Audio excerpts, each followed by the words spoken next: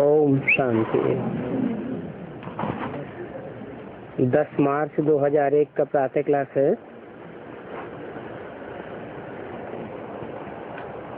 Record चला है, तकदीर जगा कर आई हूँ।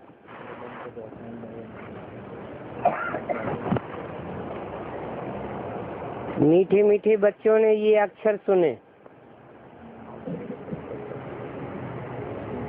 और फौरन खुशी में रोमांच खड़े हो गए।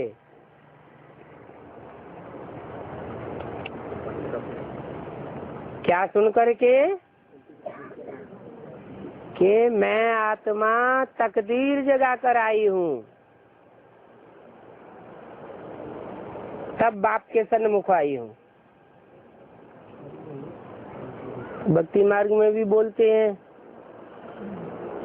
सन्मुख होय जीव मोय जवहीं, जन्म कोटि अघ पाप नासै तबहीं।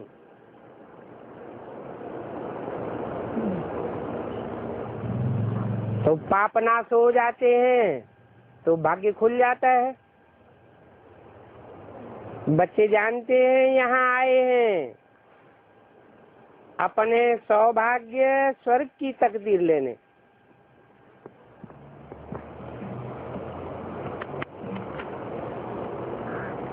पाप कर्म भस्म होते हैं तो स्वर्ग का गेट खुलता है।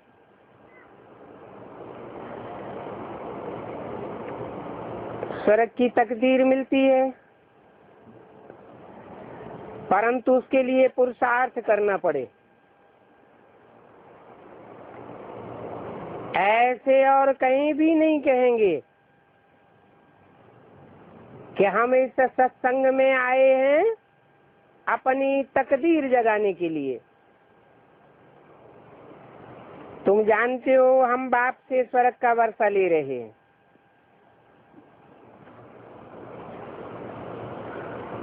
बाप से स्वर्ग का वर्षा कैसे लेंगे और बाप से ही क्यों लेंगे?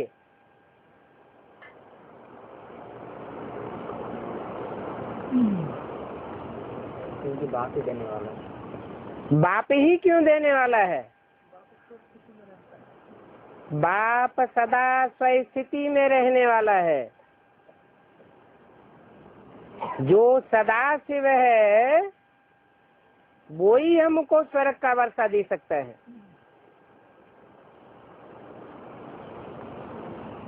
कहते हैं तुम भी प्रैक्टिस करो। मैं आत्मा हूँ। इस स्वस्थिति में स्थित हो जाएंगे तो सुख का दरवाजा खुल जाएगा।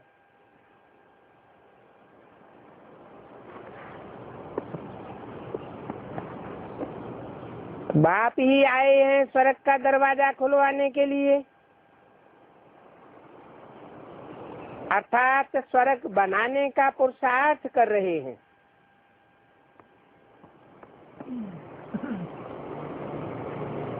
सिर्फ स्वर्गवासी बनने का नहीं, स्वर्गवासी बनना ये तो कॉमन बात है। प्रजा भी स्वर्गवासी बनेगी।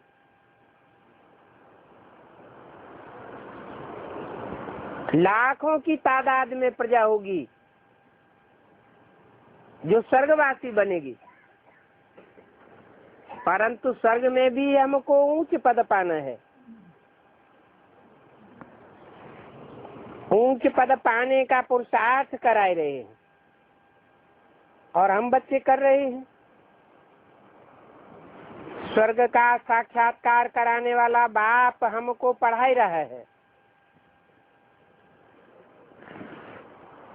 ये भी बच्चों को नशा चढ़ना चाहिए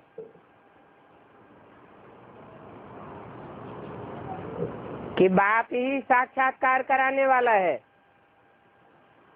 और बाप ही हमको स्वर्ग के लिए पढ़ाई पढ़ाने वाला है। अभी भक्ति खत्म हो रही है, खत्म होनी ही है। भक्ति खलास होती है तो ज्ञान पक्का हो जाता है और ज्ञान की प्रारब्ध भी मिलती है।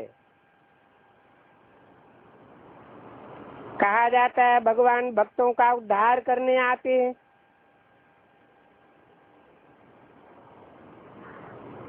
कहाँ से आते हैं?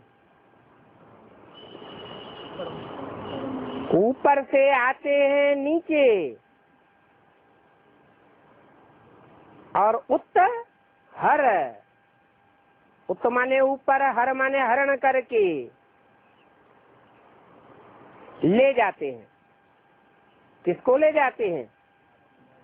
आत्माओं को ले जाते हैं। आत्माओं का उद्धार करने के लिए आते हैं। नीचे आना पड़ता है उनको उद्धार करने के लिए।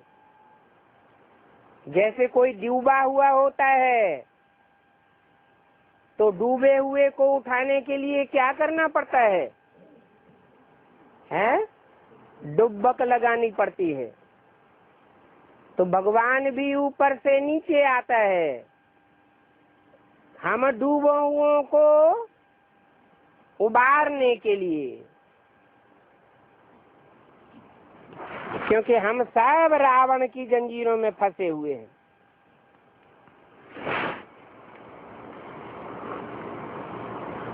रावण की अनेक प्रकार की जंजीरें हैं, अनेक प्रकार की मतें हैं। उन अनेक प्रकार के मत मतांतरों में हमारी बुद्धि भरमाई हुई है।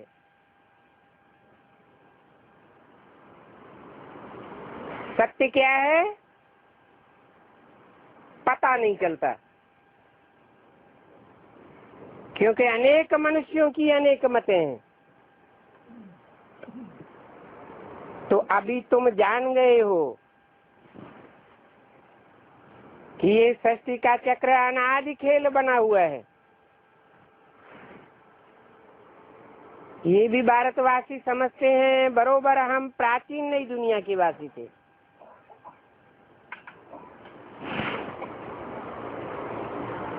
पुरानी दुनिया ओल्ड दुनिया कहा जाता है। ओल्ड इज गोल्ड होता है। भगवान बाप ही इस गोल्ड की दुनिया स्थापन करने आते हैं। अब पुरानी दुनिया के हम वासी बने हैं। रावण ने हमको पुरानी दुनिया का वासी बनाया। ये सत्य रूपी मकान पूरा पुराना हो गया, पूरा दुखदाई हो गया।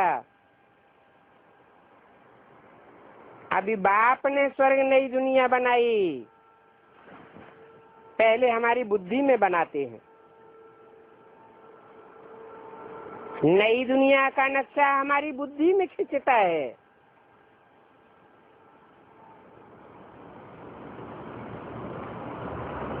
फिर हम नक्शा बनाते हैं, प्रैक्टिकल में नई दुनिया बनती है। फिर रावण नरक बनाए देते हैं। रावण ने नरक बनाया और भगवान बाप ने आकर के स्वर्ग बनाया। रावण को अनेक सिर देते हैं तो अनेक मत मतांतर में फंसने से हमारी नरक की शूटिंग होती है। और एक को पहचान करके एक मत पर चलने से, श्रेष्ठ से श्रेष्ठ की मत पर चलने से स्वर्ग की दुनिया बनती है, स्वर्ग की शूटिंग होती है। अभी तुम बाप दादा की मत पर अपने लिए नई दुनिया बनाए रहे हो। जो अनेकों की मत पर चलते हैं उनकी नरक की दुनिया बनती है। इसलिए बाप दादा ने स्लोगन दिया है, एक निराकार बाप की श्रीमत पर चलने से सदगति और अनेक मनुष्य गुरुओं की मत पर चलने से दुर्गति।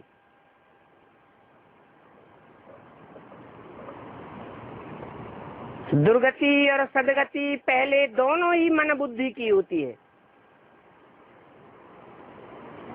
बाद में प्रैक्टिकल में भी दुर्गति होती है। अभी तुम नई दुनिया के लिए पढ़ रहे हो और पढ़ाते कौन है? ज्ञान का सागर, पतित पावन, जिनकी महिमा है, एक के सिवाय और किसी की ये महिमा नहीं गाई जाती। ज्ञान का सागर और पतित पावन। और दूसरी आत्माएं गड्ढे गणितियां हो सकती हैं, ज्ञान जल के छोटे छोटे पोखरे हो सकते हैं, नदियां हो सकती हैं, नहरें हो सकती हैं, तालाब हो सकते हैं, सरोवर हो सकते हैं,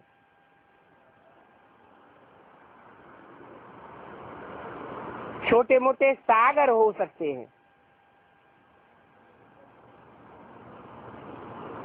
लेकिन ज्ञान सागर एक का ही नाम गाया हुआ है, वो ही पतित पावन है और सब है दुर्गति में ले जाने वाले। अभी हम सब पतित बने हैं।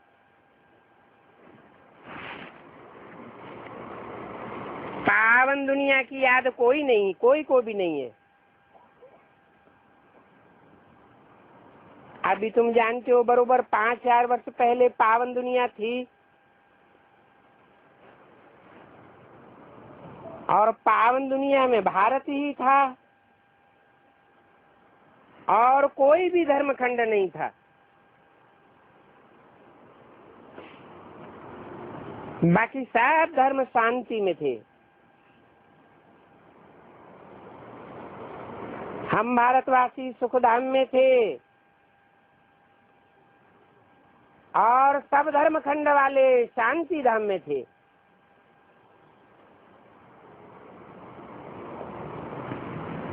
मनुष्य शांति चाहते हैं, परंतु यहाँ इस दुनिया में तो कोई शांत रह नहीं सकता।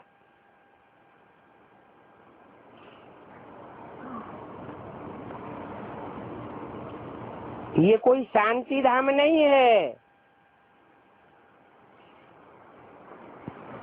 शांति धाम है निराकारी दुनिया, जहाँ सब आत्माएं निराकारी बन करके, बिंदु बन करके रहती हैं। देह का नाम निशान नहीं। उस निराकारी धाम से हम आते हैं। बाकी हाँ, सत्युग में शांति नहीं होती है। शांति के साथ सुख भी होता है। उस सुख में शांति समाई हुई है, तो सुख और शांति दोनों है। उसका नाम ही है सुख धाम। सिर्फ शांति धाम नहीं कहेंगे। वहाँ तुम पवित्रता सुख शांति में रहते हो, वहाँ कोई प्रकार का हंगामा नहीं। ये अशांति की दुनिया है तो हंगामा ही हंगामा है। घर में कोई बच्चे झगड़ा आदि करते हैं तो उनको कहा जाता है शांत रहो। तो बाप कहते हैं तुम आत्मा उस शांति देश की वासी थी, अभी झगड़ालू देश में आकर के बैठे हो।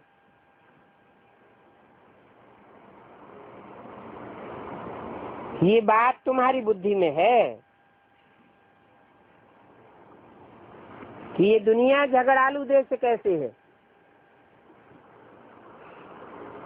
अनेक मतांतर हैं तो झगड़ालू है।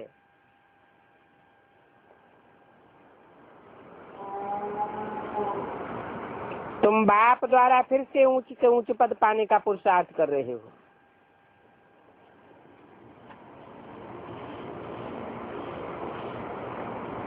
ये स्कूल कोई कम थोड़ी ही है, क्योंकि ये गॉड फादरली यूनिवर्सिटी है। सारी दुनिया में ये बड़ी से बड़ी यूनिवर्सिटी है।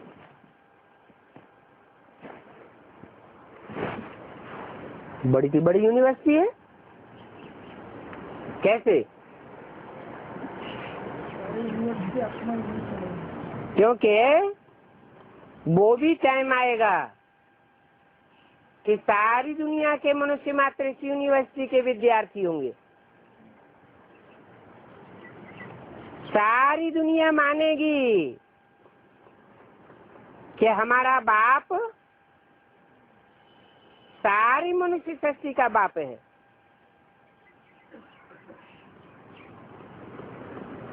आज भी भक्ति मार्ग में आदम और एडम को तो सब मानते हैं।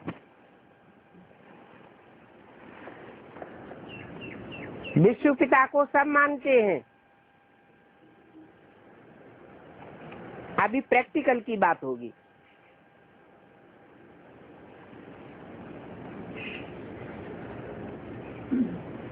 इस पढ़ाई में सब बाप से शांति और सुख का वर्षा पाते हैं, सिवाय एक बाप के और कोई की भी महिमा नहीं है।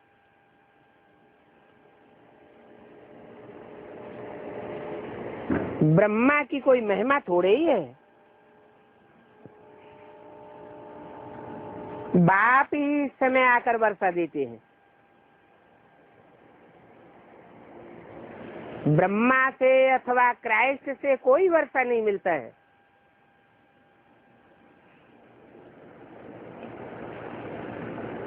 बाप आकर जब वर्षा देते हैं तो सुख ही सुख हो जाता है। सुख और शांति दोनों देने वाला एक बाप है और उसी बाप की महिमा है।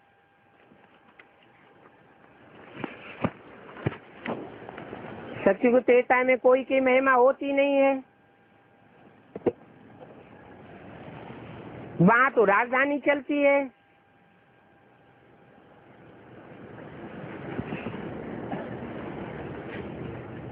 दस मार्च 2001 की वाणी का दूसरा पेज।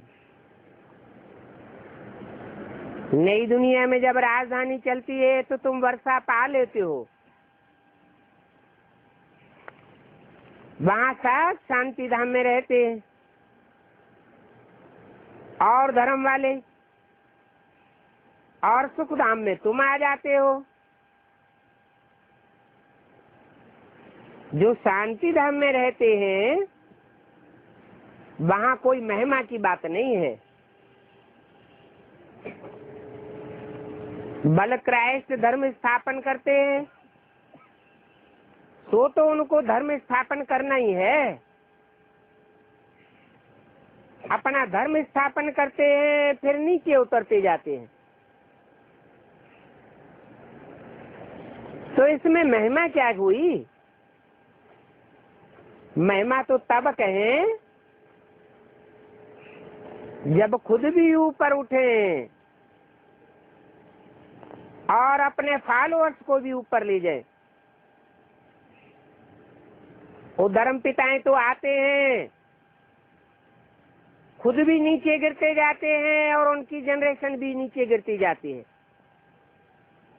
तो महिमा क्या हुई? महिमा सिर्फ एक ही पतित पावन बाप की है, जो नीचे आता है और सबका उद्धार करके वापस ले जाता है। जिसको पतित पावन लिबरेटर कह के बुलाते हैं, दुख दर्दों से अशांति से लिबरेट कर देता है, छुटकारा दिलाई देता है। ऐसे नहीं है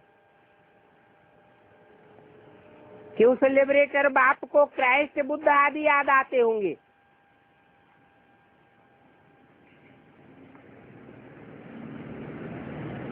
अथवा तुम बच्चों को क्राइस्ट बुद्ध आदि याद आते होंगे। नहीं, याद फिर भी एक बाप को करते हैं, ओ गॉड फादर। सतयुग में तो किसकी महिमा होती ही नहीं है। सतयुग त्रेता के बाद पीछे ये धर्म शुरू होते हैं, तो और धर्म वाले भी बाप की महिमा गाते हैं।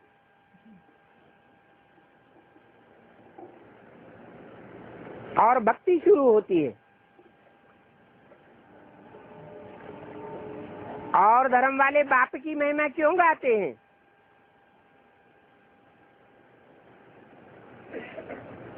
क्योंकि सब धर्मों में से चुनी हुई श्रेष्ठ आत्माएं बाप से आकर के स्वर्ग का वर्षा पाती है। इसलिए हर धर्म में पैराडाइज और जन्नत का गायन स्वर्ग का है। ड्रामा कैसे बना हुआ है, कैसे ये चक्र फिरता है, जो बाप के बच्चे बने हैं वो ही जानते हैं। बाप है रचयिता,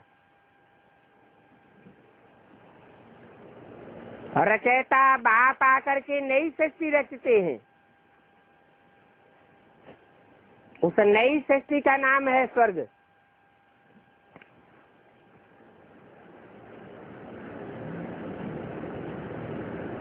परंतु सब तो स्वर्ग में नहीं आ सकते। ड्रामा के राज को समझना है कि सब स्वर्ग में क्यों नहीं आ पाते।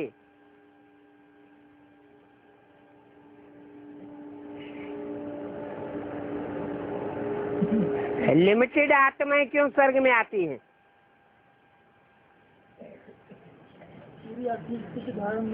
क्योंकि आत्मिक स्टेज को धारण ही नहीं करते और बाप को पहचानते नहीं। पूरा पहचानने के लिए पुरुषार्थ भी नहीं करते उतना। अपने ही धर्म पिताओं में फंसे रहते हैं।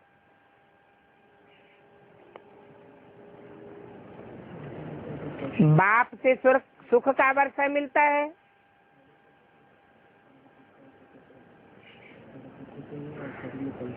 ये सुख का वर्षा और कोई नहीं दे सकता। इस समय तो सब दुखी है और सबको वापस जाना है। फिर नंबर बार आवेंगे सुख में।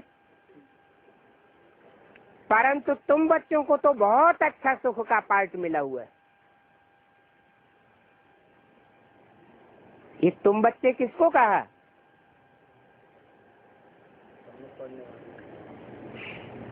तुम कहा जाता है सन्मुख पढ़ने वालों को।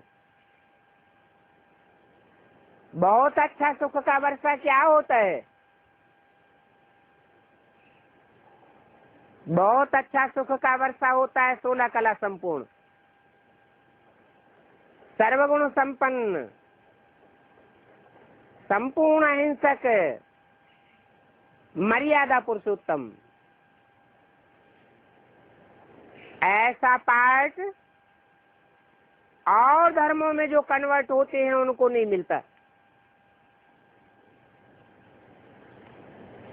तुम हो देवी देवता सनातन धर्म के पक्के, तुम जीते जी और कोई धर्म में कन्वर्ट होकर जा न सको।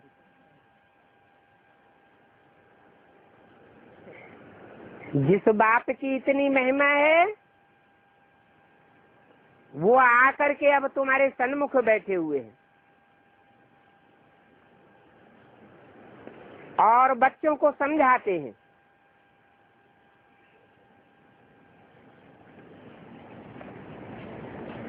बाप क्या करते हैं? बाप टीचर बन करके बच्चों को समझाते हैं, सिर्फ ज्ञान सुनाए के नहीं चले जाते। बाप बाप भी है, टीचर भी है, सदगुरु भी है।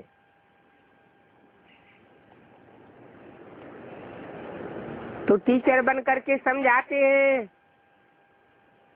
एक एक बात को हिज्जे हिज्जे करके समझाते हैं। बुद्धि में बात बैठती है तो बच्चे पुरुषार्थ करते हैं।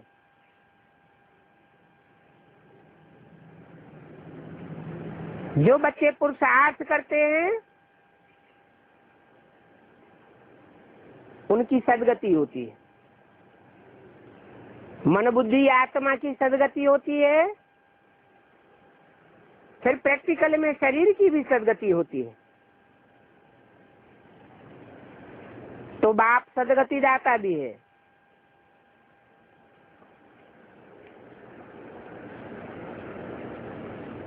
सब बच्चे हैं और बाप तो एवर हैप्पी है।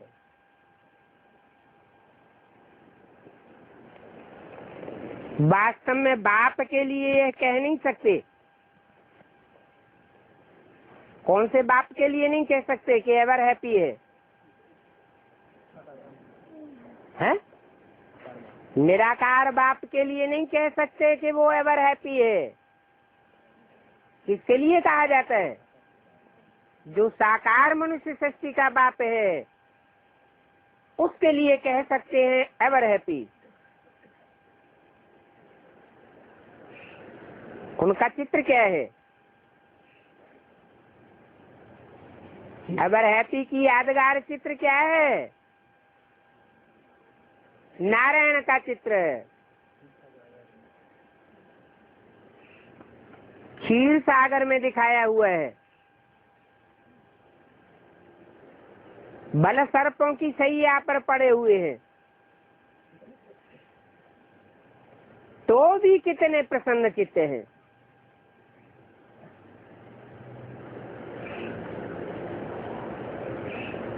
तो निराकार बाप के लिए यह नहीं कह सकते। अगर वह हैप्पी बने तो उसको अनहैप्पी भी बनना पड़े। जो एवर हैप्पी बनता है वो एवर अनहैप्पी भी बनता है। पहले जन्म में एवर हैप्पी और अंतिम जन्म में एवर अनहैप्पी। तो शिव बाबा तो इन सब से न्यारा है।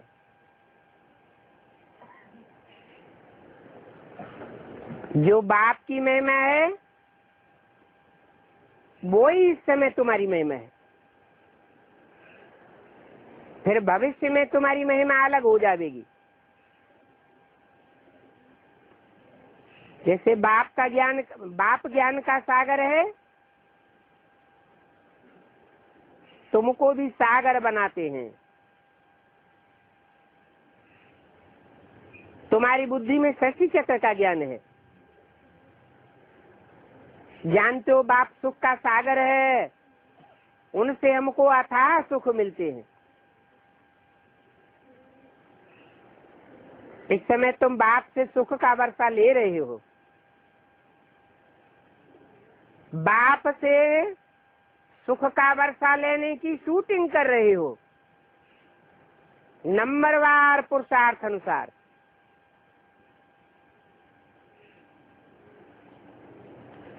बाप बच्चों को अभी श्रेष्ठ कर्म सिखलाए रहे हैं। कर्म अकर्म विकर्म की गति बतलाए रहे हैं। जैसे ये लक्ष्मी नारायण हैं, इन्होंने जरूर अगले जन्म में अच्छे कर्म किए हैं जो ये पद पाया है। दुनिया में तो कोई समझते नहीं है कि इन्होंने ये राज्य भाग्य कैसे पाया। बाप कहते हैं तुम बच्चे अभी यह बन रहे हो,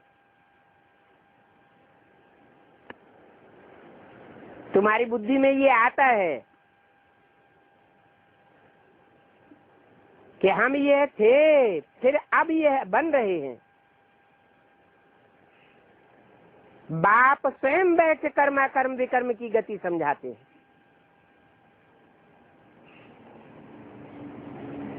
कर्म क्या है? कर्म कब बनता है? विकर्म क्या है? विकर्म कब बनता है? और अकर्म कब बनता है?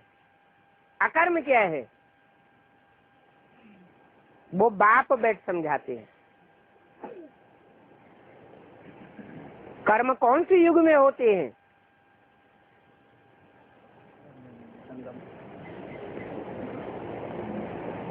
कर्मों की गुह्य गति बाप आकर के समझाते हैं। बाप की श्रीमत पर जो कर्म होते हैं वो कर्म बनते हैं, उन्हें सुकर्म भी कह सकते हैं। संगम युग में ही बाप आते हैं।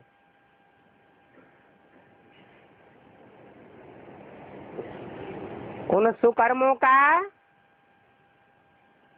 जो रिजल्ट भविष्य जन्मों में मिलता है, सतयुग त्रेता में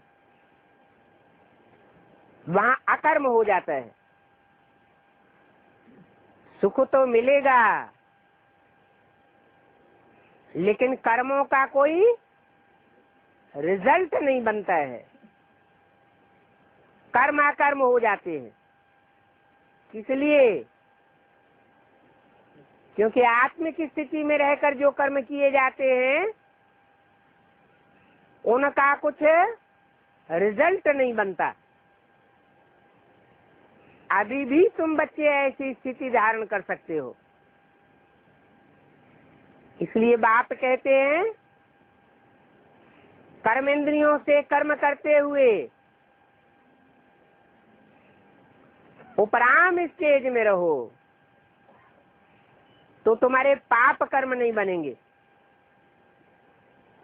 घरगस्थ व्यवहार में रहना ये है। कर्मधारा का त्याग कर भी नहीं सकते तो सतयुग त्रेता में बनते हैं अकर्म, संगम युग में होते हैं सुकर्म, और द्वापर कलयुग में रावण राज्य में होते हैं विकर्म। जो भी अपनी मत पर अथवा गुरुओं की मत पर या मनुष्यों की मत पर जो भी कर्म करते हैं उससे विकर्म ही बनता है। अभी संगम युग में दोनों ही अकर्म विकर्म और सुकर्म ये अभी संगम में होते हैं। स्थिति की बात है।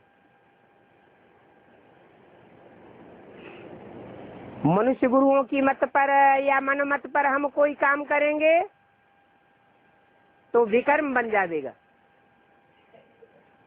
बाप की मत पर जो भी कार्य करेंगे सुकर्म बन जाएगा। और जब हम संपन्न स्टेज पकड़ लेंगे, आत्मा की अविनाशी स्थिति प्राप्त हो जाएगी, तो इसी संगम युग में जब स्वर्णिम युग आता है तो हमारे कर्म अकर्म बन जाते हैं।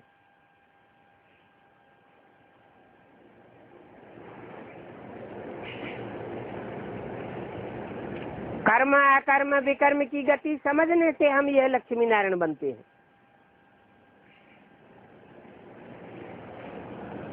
तो तो बाप आकर के ऐसी श्रीमत देते हैं तो वो श्रीमत जाननी चाहिए ना।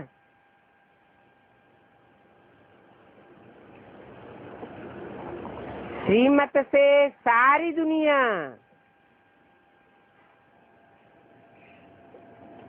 पांच तत्वों आदि सबको श्रेष्ठ बनाते हैं।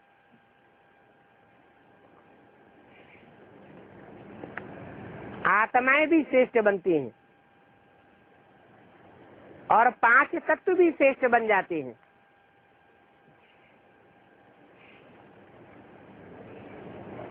सतयुग में सब श्रेष्ठ थे, वहां कुछ भी हंगामा प्रकृति का तूफान आदि होता ही नहीं।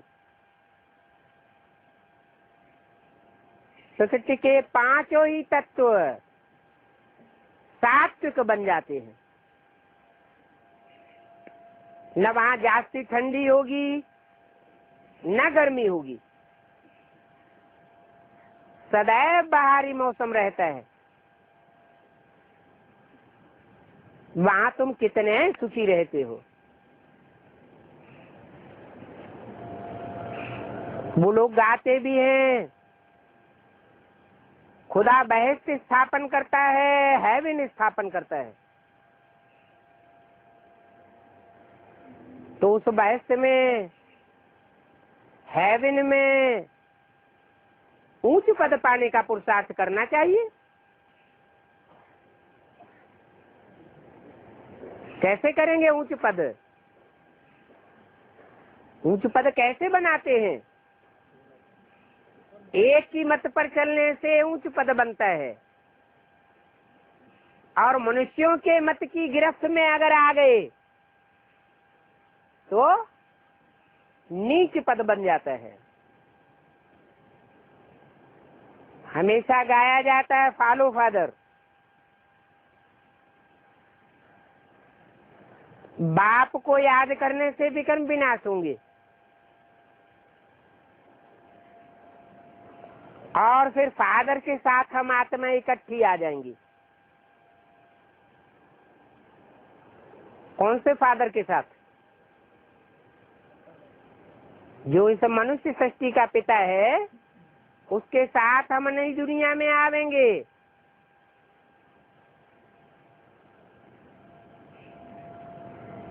दोनों बेहद के बाप के साथ हम शांति धाम जावेंगे।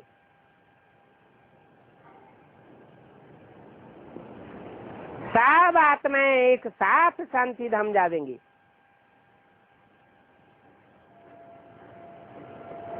तो अभी श्रीमत पर चलकर हर एक को रास्ता बताना है। जो खुद श्रीमत पर चलेगा वो दूसरों को भी रास्ता बतावेगा। खुद मनुष्य मत पर चलने का आदी होगा, मन मत पर चलने का आदी होगा, तो दूसरों को भी ऐसा ही रास्ता बतावेगा। वेद का बाप है स्वर्ग का रचयिता।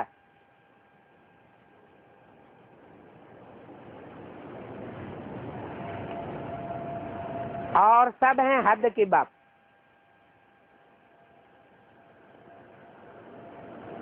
वो तुम्हारे लिए जन्म जन्मांतर का स्वर्ग की रचना करते हैं।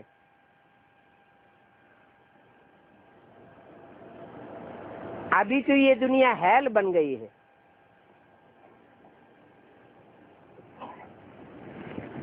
जरूर बाप हेल में आकर के हेवन का वर्षा देते हैं।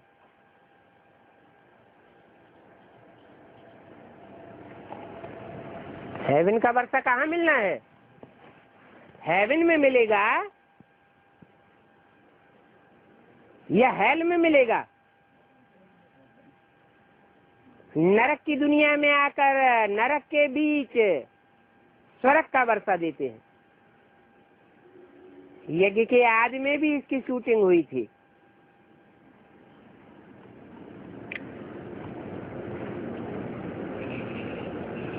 कराची में सागर के कंठे पर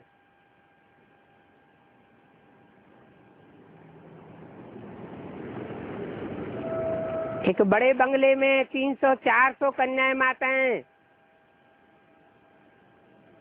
और कुछ भाई लोग बड़े आराम से रहे पड़े थे। और उसी टाइम हिंदुस्तान पाकिस्तान के बीच खून की नदियां बह रही थी, जब बंटवारा हुआ था।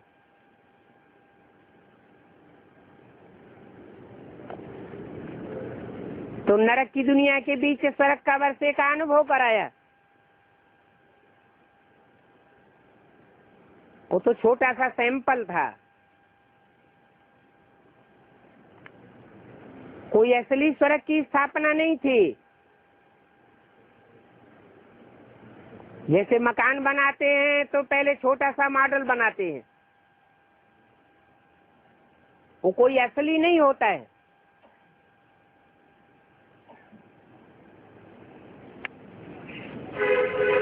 नकली चीज बनाने वाले और होते हैं, मॉडल बनाने वाले और होते हैं, और प्रैक्टिकल मकान बनाने वाले और होते हैं। यहाँ भी बाप आकर अभी प्रैक्टिकल स्वर्ग की स्थापना कर रहे हैं। नई दुनिया का फाउंडेशन पड़ रहा है।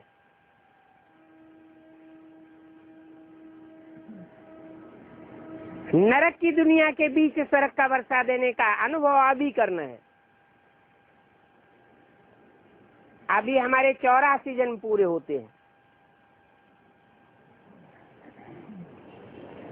फिर हमको पहला जन्म स्वर्ग में लेना है।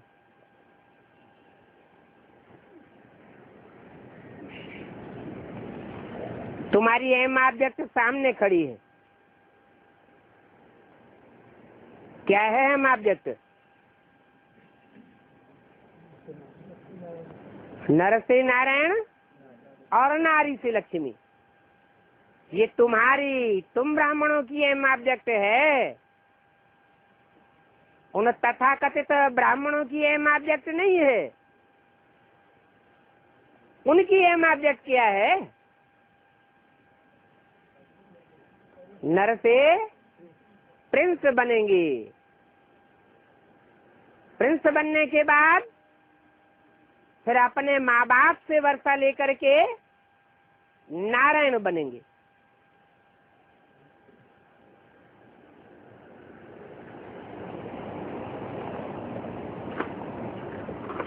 यहाँ ही बनने का है। हम सो लक्ष्मी नारायण बनते हैं। वास्तव में लक्ष्मी नारायण बनने के लिए इन चित्रों की भी दरकार नहीं है। क्यों?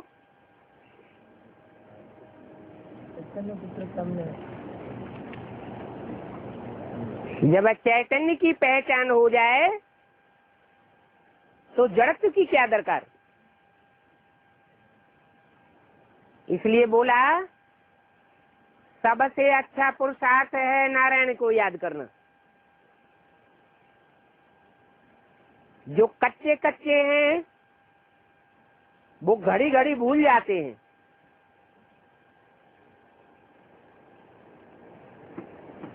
इसलिए उन कच्चों को याद करने के लिए चित्र बनवाए जाते हैं, ताकि घड़ी घड़ी देखते रहें, याद आता रहे।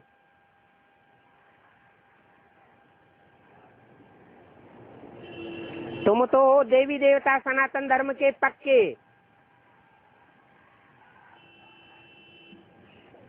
पहली डायनेस्टी में आने वाले हो। पहली डायनेस्टी की प्रजा की भी विशेषता होती है। क्या विशेषता होती है?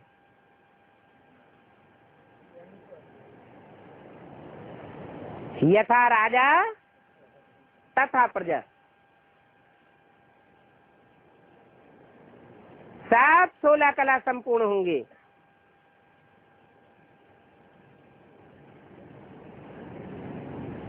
कलयुगी दुनिया के राजाएं और सतयुगी दुनिया के राजाओं में कुछ तो फर्क होगा। सतयुगी दुनिया के राजाओं की भी प्रजा होती है, कलयुगी दुनिया के राजाओं की भी प्रजा होती है। ज्यादा देहभान कौन से राजाओं में होगा? कलयुगी दुनिया के राजाओं में ज्यादा देहभान होगा। इसलिए बड़े बड़े महल माड़ियां बनाते रहते हैं अपने बाल बच्चों को सुरक्षा में रखने के लिए।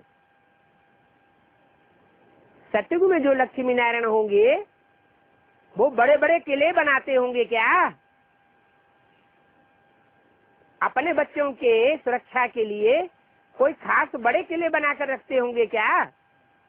नहीं रखते हैं, क्योंकि वहां उनमें देहभान नहीं होता। तो सतयुग में लक्ष्मी नारायण की प्रजा वो भी प्रजा है। प्रमाना प्रकाश रूपेण, जा माने जिनको जन्म दिया गया है। अभी संगम युग में ही प्रजा तैयार होती है, लेकिन कहाँ कलयुग के राजा हैं और कहाँ सतयुग के राजा हैं? सतयुग के राजा हैं अपनी प्रजा को परिवार के बच्चों के समान पालते हैं, जबकि कलयुग के राजा हैं अपने प्रजा को पारिवारिक बच्चे नहीं समझते। इसका क्या प्रूफ कि वो परिवार के बच्चे नहीं समझते? इसका यही प्रूफ कि देह के बच्चों के लिए किले तैयार करते हैं और बाकी सारी प्रजा उस किले की सुरक्षा में लगाई जाती है।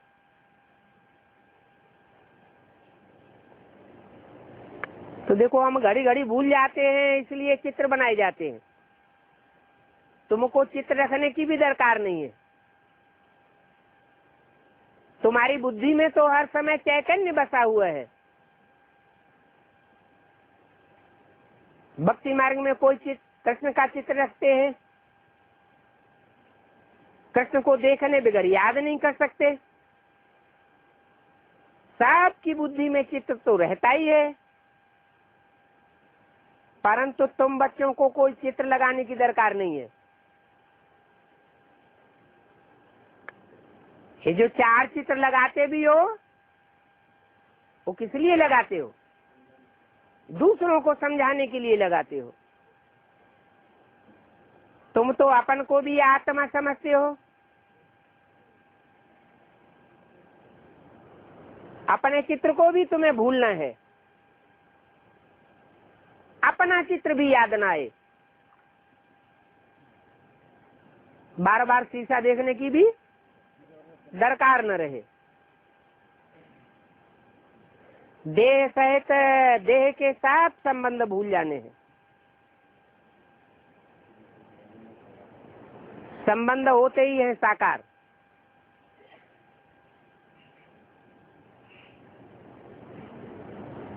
साकार संबंध है तो साकार चित्र होता है। अभी बाप कहते हैं तुम हो आशिक एक मासूक बाप के। अभी मासूक बाप कहते हैं मुझे याद करते रहो, तो तुम्हारे सब विकर्म विनाश हो जाएंगे। ऐसी अवस्था रहे जो शरीर जिस समय छूटे तो समझे हमें सब पुरानी दुनिया को छोड़ अब बाप के पास जाते हैं।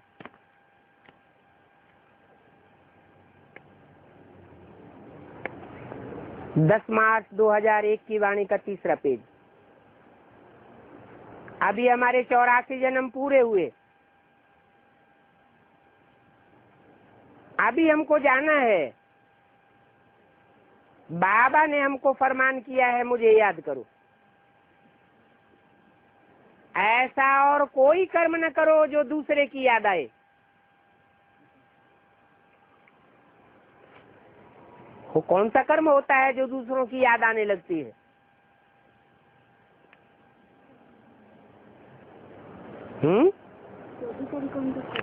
जहाँ हमारा तन होगा वहाँ हमारा मन होगा।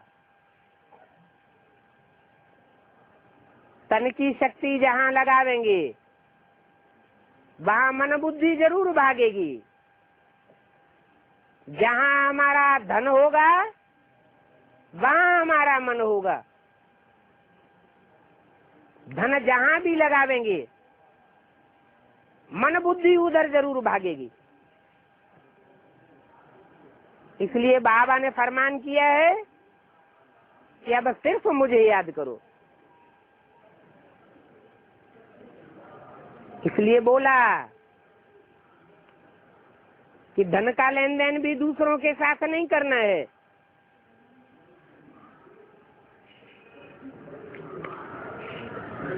और तन का लेन देन भी कोई और के साथ नहीं करना है। बस बाप और स्वीट होम। बुद्धि में है कि मैं आत्मा बिगर शरीर थी। तेरे यहाँ पाठ बजाने के लिए शरीर धारण किया।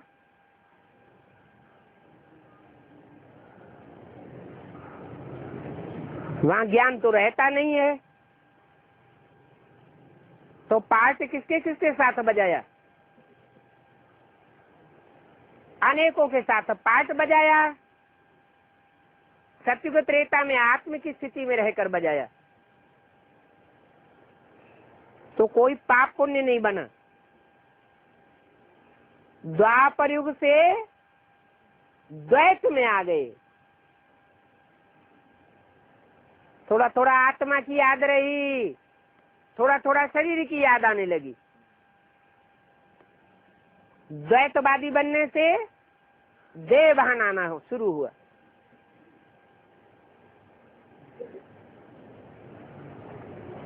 तो बुद्धि में हमेशा रहे कि हम यहाँ पाठ बजाने के लिए आए हैं। ये शरीर हमने धारण किया है पाठ बजाने के लिए। द्वापर कलयुग में पाठ बजाते बजाते पतित बन पड़े। क्या कारण हुआ? अनेकों के साथ पाठ बजाया तो पतित बन पड़े। अभी क्या करें? अभी एक की याद में रहना है। ये शरीर तो पुरानी जूती है।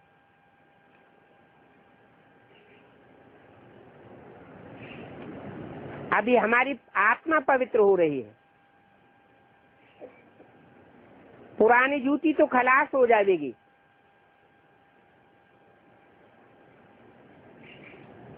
इस दुनिया में रहकर पवित्र शरीर तो मिल न सके। अब हम आत्मा जाएंगे वापस घर, तो ऐसी प्रैक्टिस करनी है कि कोई भी देहधारी याद न आए। पहले प्रिंस प्रिंसेस बनेंगे, फिर स्वयं बर्बाद लक्ष्मी नारायण बनेंगे। ये कौन बोला है? ब्रह्मा बाबा ने बोला कि पहले प्रिंस प्रिंसेस बनेंगे, फिर स्वयंवर के बाद लक्ष्मी नारायण बनेंगे। मनुष्यों को तो ये पता ही नहीं है कि राधे कृष्ण कौन है।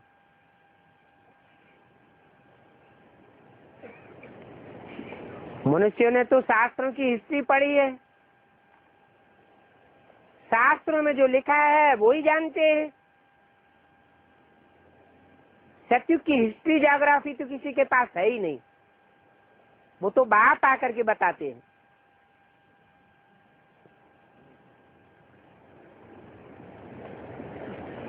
बाप कहते हैं कि शास्त्रों में जिन लक्ष्मी नारायण जिन राधा कृष्ण का जिक्र आया हुआ है, वो दोनों राधा कृष्ण अलग अलग राजधानी के थे।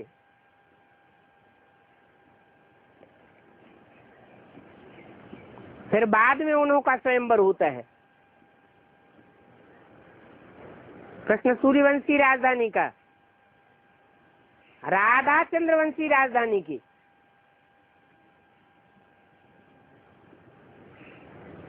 ये कौन सी युग की बात है?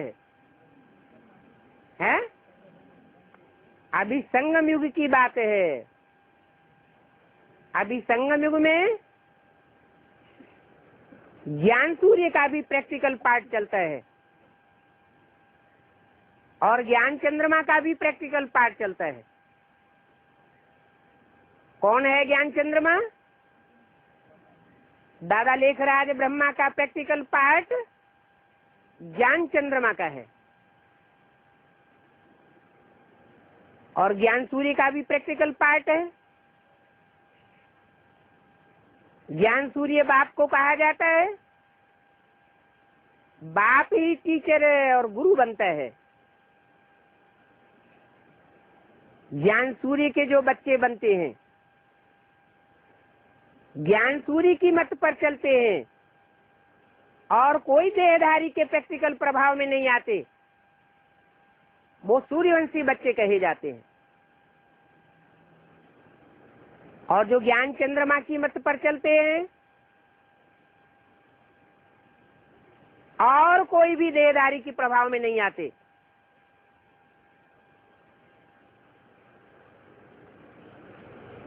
बाप की मत को भी नहीं पहचान पाते,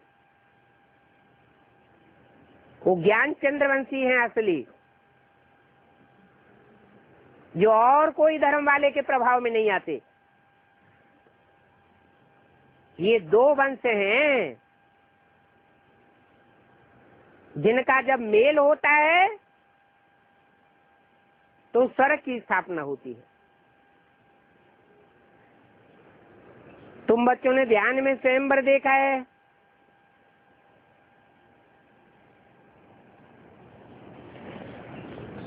शुरू में बहुत साक्षात्कार होते थे क्योंकि पाकिस्तान में तुमको खुशी में रखने के लिए सब पाठ चलता था, साक्षात्कार आदि का। पिछाड़ी में तो है ही मारा मारी, आगे चल के पिछाड़ी में 8 के एक आदि बहुत होंगे, बहुत एटम बम फटेंगे,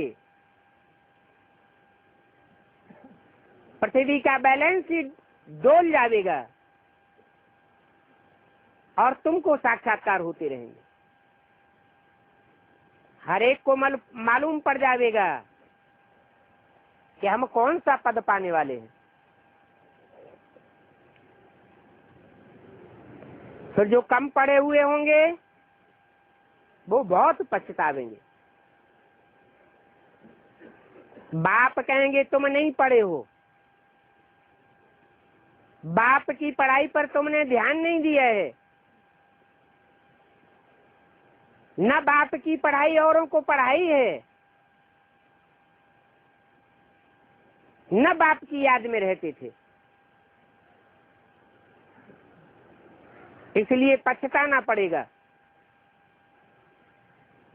याद से ही तुम सतो प्रधान बन सकते हो। पतित पावन एक ही बाप है, वो कहते हैं माम एकम याद करो तो तुम्हारी खाद निकल जाएगी। कब निकल जाएगी? माम एकम, मुझे एक पर्सनालिटी को याद करो तो तुम्हारी खाद निकलेगी। औरों को याद करते रहे तो खाद निकलने के बदले और ही चढ़ सकती है। पुरुषार्थ करना है, एक की याद की यात्रा में रहने का। अपना धंधा आदि भल करो, क्योंकि कर्म तो करना ही है, परंतु बुद्धि का योग एक के साथ रहे।